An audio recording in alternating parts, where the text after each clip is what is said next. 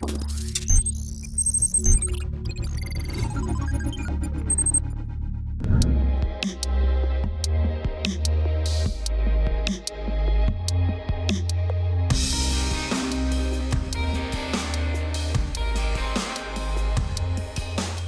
definition of SUVs may have changed in recent years, but then there are icons that remind you what an SUV should be.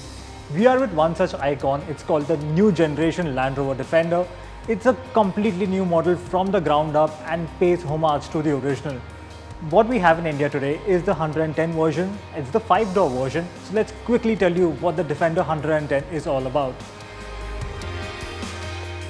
Now, what really surprises you about the new Defender is how really huge it is.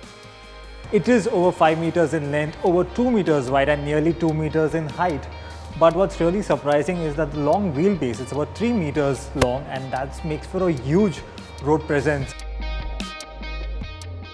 But let's talk about the design here. If you remember the DC100 Defender concept from nearly a decade ago, that plays an important role in how the new Defender has been designed. A lot of people will say that it's gone softer than the older version, that was really upright, very brutish, but this is more city-bred in how it looks, more rounded up in the front. You get these matrix LED headlamps with these round LED DRLs. They look really nice in my opinion.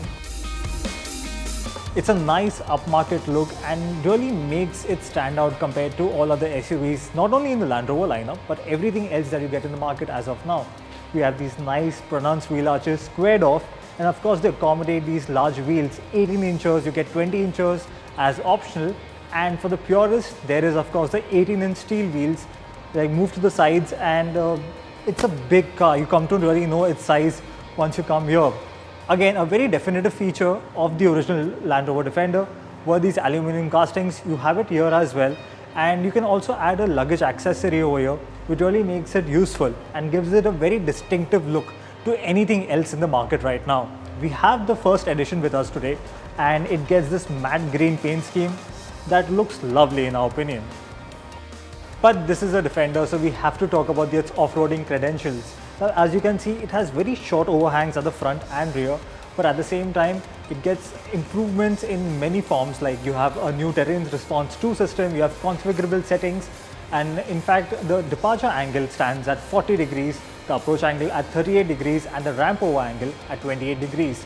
The ground clearance is a massive 291 millimeters that further increases by 145 millimeters when you're wading through water or in sand.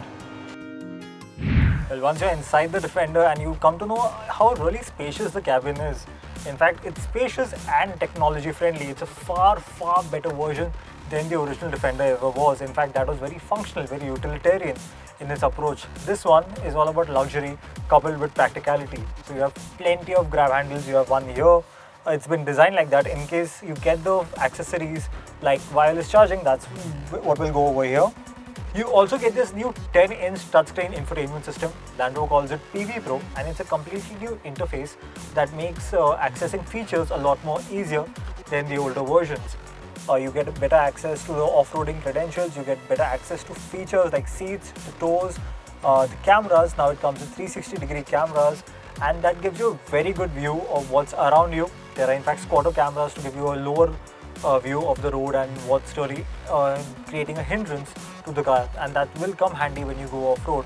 There's in fact an underbody camera, and that will give you a good look at the wheels and what's obstructing them. We'll have to test it out once we actually go off-road in the new Defender. We also have to talk about the seats. Now these are very comfortable to be in, but at the same time, what really is nice is of course that Land Rover has provided these seats in leather and fabric. So the places where there is higher wear and tear, they are finished in fabric, and that's added to the whole rugged and macho appeal of the Land Rover Defender. This is the 110 version, which means you get a 5+2 seats. Now Land Rover will sell it to you as a 5-seater, but you can always add another row right at the back with 2 seats for children, and the leg space accordingly is for children as well. But the feature that I really want to show you is of course the Alpine windows. They are from the original Land Rover, and we can't really wait to see what it will be out in the open. For now, the Land Rover Defender comes with the 2-litre Ingenium petrol engine. It makes about 296 brake horsepower and 400 Nm of peak torque and is paired with an 8-speed automatic transmission.